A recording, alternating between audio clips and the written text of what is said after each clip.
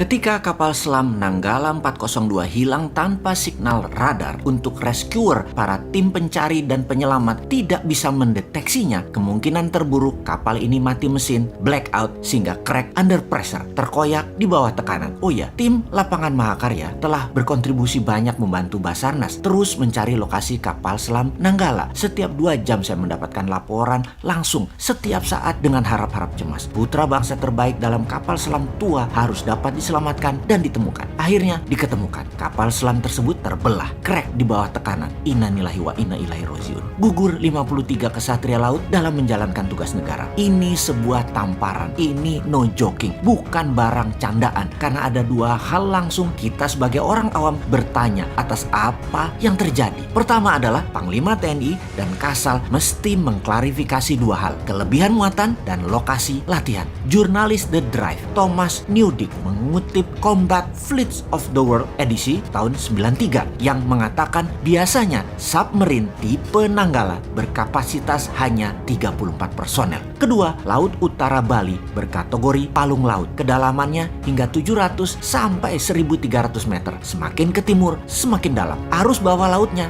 deras dan kuat. Tempat latihan TNI AL dan kapal selam bukan di situ, tapi di perairan Situbondo, Banyuwangi, sampai utara Singaraja. Submarine Nuclear Power Fleet sekaliber Royal Navy's Astute kelas yang sanggup beroperasi di bawah 300 meteran aja tidak berani ke sana. Kapal selam Rusia terbaru dengan tenaga nuklir, Yesen class, bisa melakukan safe depth di 450 meter dan tidak berani lebih dalam dari itu. Kok bisa-bisanya KRI Nanggala angkut 53 orang dan latihannya di zona berbahaya? Wahai Panglima dan Kasal, mohon dijawab ya, apa yang terjadi kemudian? Sistem pertahanan Indonesia jadi dikesankan terlemah di Asia Tenggara, bukan hanya omongan di warung kopi. Memang lemah, seakan dalam 7 tahun ini tidak mendapatkan porsi yang sepadan. Sepertinya loh ya, bahkan Menteri Pertahanan dipertanyakan status ke-TNI-annya, hingga kemampuan Panglima TNI di dalam strategi membangun kekuatan pertahanan juga dipertanyakan. Sahabat, untuk meringkas masalah kapal selam Nanggala 402, jangan jauh-jauh melihatnya seperti para pengirim berita hoaks yang mengatakan diserang drone bawah laut Tiongkok lah, ditorpedo lah, ada kapal selam Perancis lah menyerang, ada perang laut akan terjadi, sabotase. Jawabannya bukan semua di atas. Atau perkiraan yang kedua, karena adanya masalah maintenance dan spare part yang jatahnya sering digunting, karena sistem pertahanan dikatakan tidak ada dana, kalaupun ada prioritasnya bukan untuk pemeliharaan, dan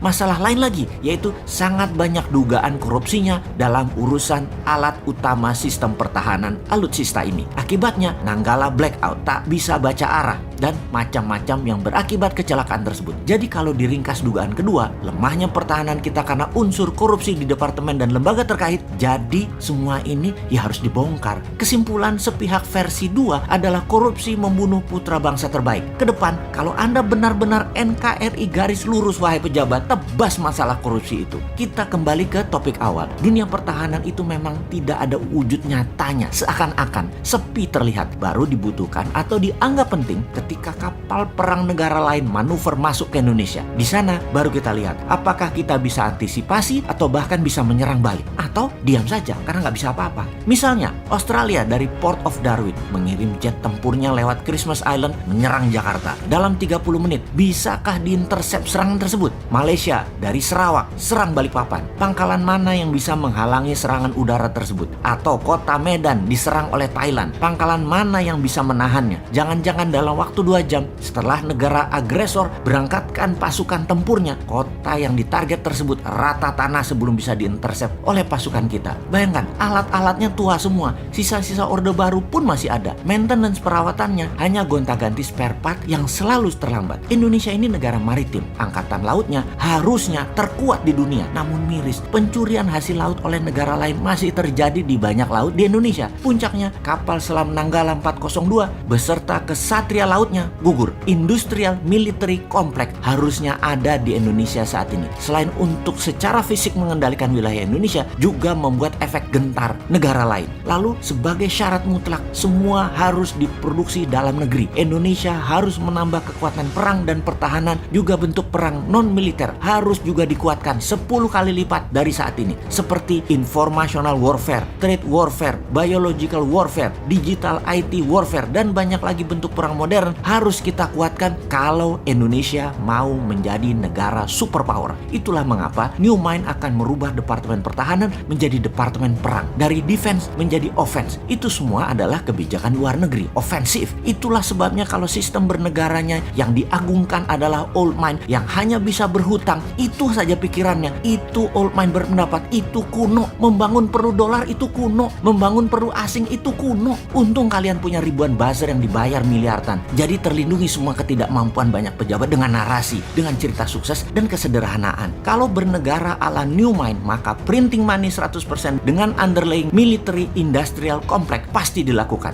Membangun mesin perlindungan negara seperti tank, kapal selam, kapal frigat, kapal laut, mungkin sampai kapal induk, hingga sistem radar, komunikasi satelit sendiri. Gelontorkan saja 500 triliun setahun pakai printing money dengan syarat bahan bakunya harus 100% Indonesia. Dan bagi New Mind itu pasti akan dilakukan. Walau awalnya trial error, ya nggak apa-apa. Setahun 2 tahun pertama mungkin yang benar-benar jadi hanya 40%. Namun di tahun ke-10, bayangkan kekuatan Indonesia saat ini. Dan bayangkan apa yang terjadi di tahun 2045 nanti. Kalau New Mind mah mulai sekarang, kalau Old Mind mah nggak tahu.